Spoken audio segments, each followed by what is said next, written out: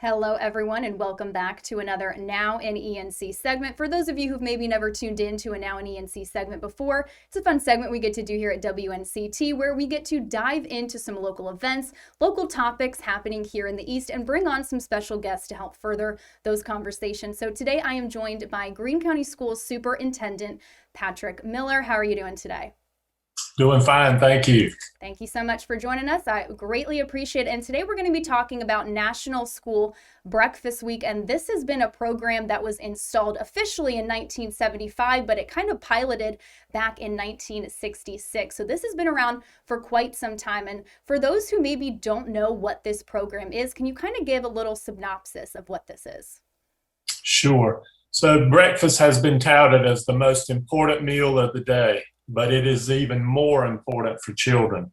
The National School Breakfast Week was created as a way to celebrate that program and to get more students to participate in school breakfast. Absolutely. And what kind of participation does Greene County Schools do with this? I know you guys obviously participate in the program, but what do you guys do with this? And how do you guys, really help feed these students? So obviously we offer a nutritious breakfast to every student as they walk into the building every day. Because we participate in the community eligibility program, we can offer breakfast to all students free of charge, regardless of their family's income.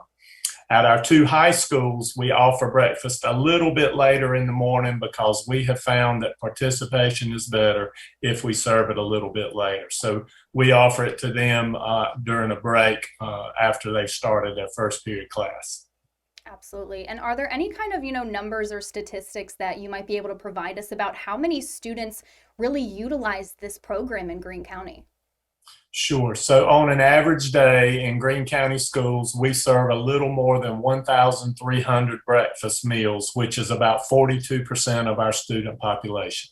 Wow. And I think that number really just puts things into perspective, especially in a county right near ours, like Greene County, that many students, are having to utilize this program because of low income and food, discrepancies. And I wanted to give kind of a national statistic real quick as well to really kind of, again, put this into perspective.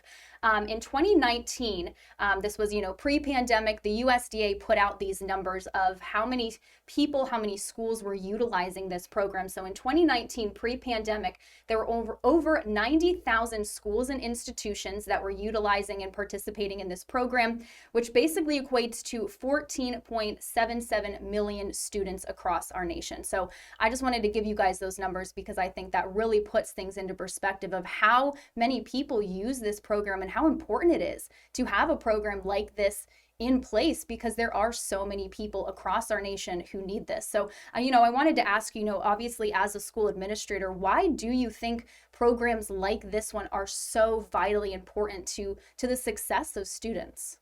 Sure. So I'll give you a couple reasons why I think it's important. You touched on it a minute ago, but in a county like this that has high levels of poverty and food insecurity, the food that children get while they're at school may be the only food that they get that day. So it's important for that reason. Also, studies have shown that children who eat breakfast are known to have better grades and test scores, more energy, increased memory, improved attendance and behavior, and many more positive benefits. So please encourage your children to eat breakfast at school.